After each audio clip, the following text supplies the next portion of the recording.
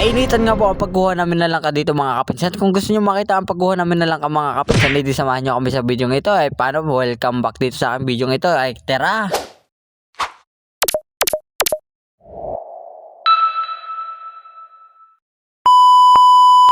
Bago natin talakayin tong video ito mga kapinsan, gusto ko muna matanong kung kamusta ako kayo. Bali sa parte nga rin mga kapinsan, something nga po yung init na aming nadadama dito. At sa paghahanap namin na langka ay pahirapan nga po kami makakita nun. At nung wala kami makita mga kapinsan ng langka ay di mumuwi muna kami. Ay matanong ko lang ho sa inyo mga kapinsan, alam nyo gaho yung langkang iyon. Sa paghahanap namin na langka, ang mga kasama ko dito ay di ang aking tiyuhin at ang aking isang pinsan. Ay hindi na nga ho sana kami maghahanap diyan na langka mga kapinsan, kaso ang tiyuhin ko diyan ay nag-aya sa gubat. Kasi sa gubat na yung mga kapinsan ay maraming puno na langka. At hindi na nga po nagdalawang isip ang aking tiyo, hindi yan napuntahan yung gubatan na iyon para makakuha na langka. At sa paghahanap namin mga kapinsan na langka ay sobrang init. Ay dito nga ho, hindi namin alam kung saan kami pupunta, kaliwa ba o kanan. So sabi ng aking pinsan diyan ay sa kaliwa na lang tayo pumunta. Ay mga kapinsan ay ma-share ko nga lang ho, aring gubat na aray lagi namin pinupuntahan at para mga ahoy. At namang gubatang aring mga kapinsan ay marami nakatanim. At isa na dito ang mangga, saging, papaya. At iyang langkang iyan na aming hinahanap. Ay pwede ka nga ho kumuha dito ng mga gulayang nagayan, basta magpapaalam ka muna sa puno. Pero balik tayo sa mga putong aring mga kapinsan. Sa una namin pinuntahang puno ay di garning nga ho ang bunga. May bunga pero hindi na namin kinuha, gawa nga po maliliit pa eh. Kaya ang ginawa namin mga kapinsan ay patuloy kami sa paghahanap ng puno na langka. Ato nga ang hinahanap ka namin din eh.